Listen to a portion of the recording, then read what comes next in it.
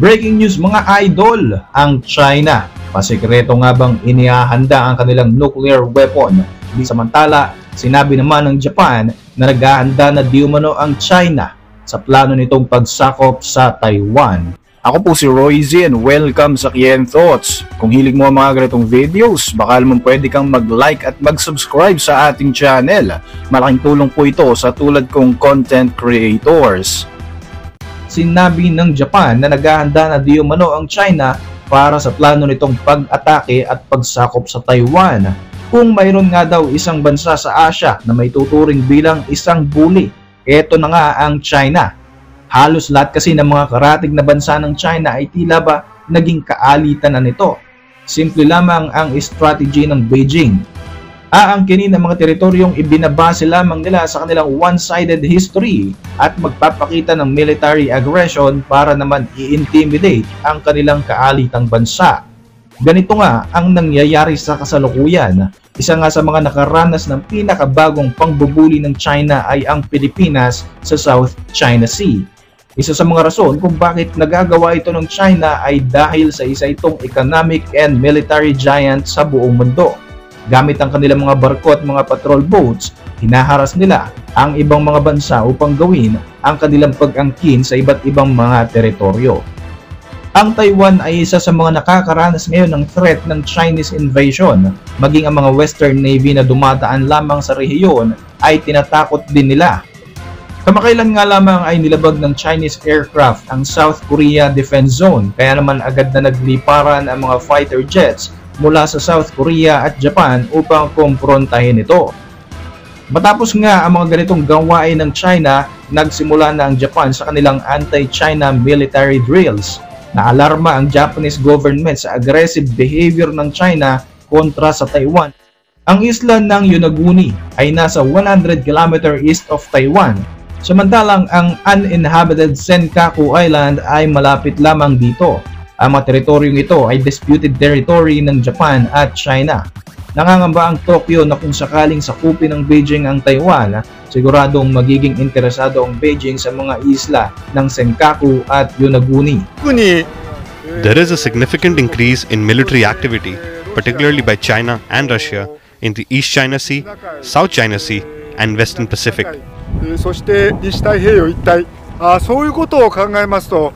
When we consider these factors, we can recognize that the national security environment around Japan is becoming much harsher.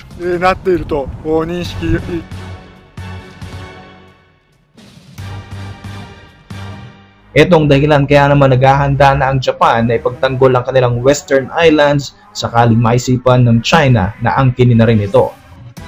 Sa nakalipas na 3 linggo, nagsasagawa ng large-scale military drills ang Japan sa mga Western Islands nito na tinawag nilang military exercises para itaboy ang mga magtatangkang angkinin ang kanilang teritoryo at ang kanilang main focus ay ang Chinese military giant.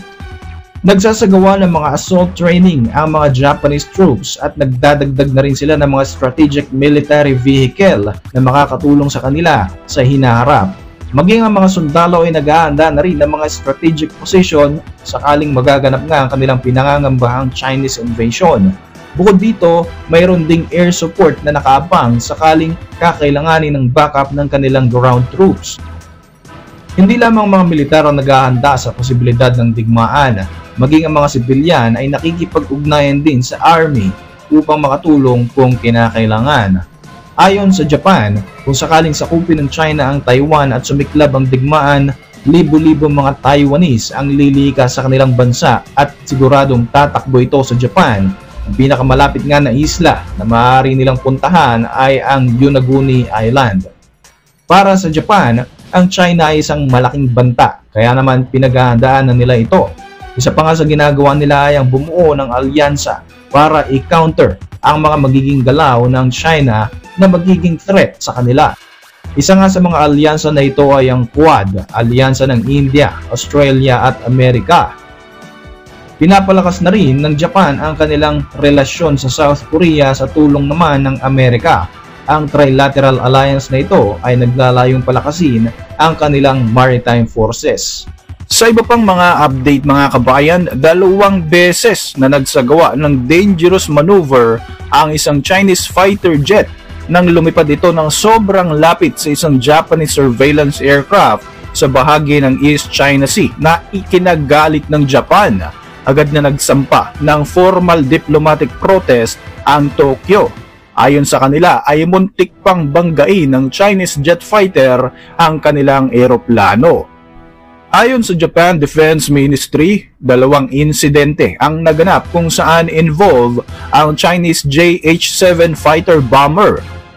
Nagsagawa ito ng unusual approach sa Japan Air Defense Forces YS-11EB electronic intelligence plane na nagsasagawa noon ng routine mission sa international airspace noong nakaraang Miyerkules at Huwebes, July 9 and 10, 2025. Sa parehong kaso mga kabayan, lumapit ng nasa 30 meters ang Chinese jet fighter sa Japanese aircraft at muntik pang umabot sa course of collision. Talaga namang naalarma ang mga opisyalis ng Tokyo at tinawag na isang uri ng provocative action ang ginawang ito ng Beijing.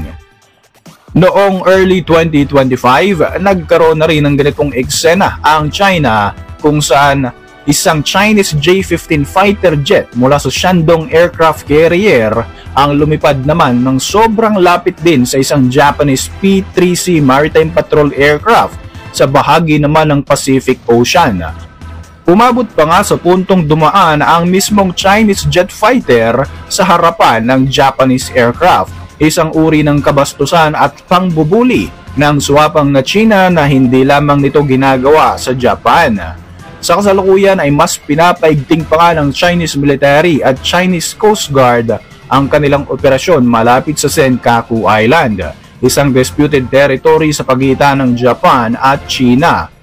Namataan naman ang mga China aircraft carrier na nagsasagawa ng joint exercises sa Pacific na nakikita ng mga Japanese officials bilang pagpapalakas at tila paghahanda ng China sa mga plano nito sa Indo-Pacific region.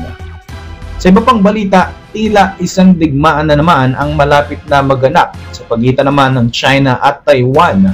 Naalarma ang marami sa panibagong hakbang na tila ba isinasagawa ng China kung saan may espekulasyon na in-reactivate nito ang isang secret nuclear test facility sa Lop Nor site.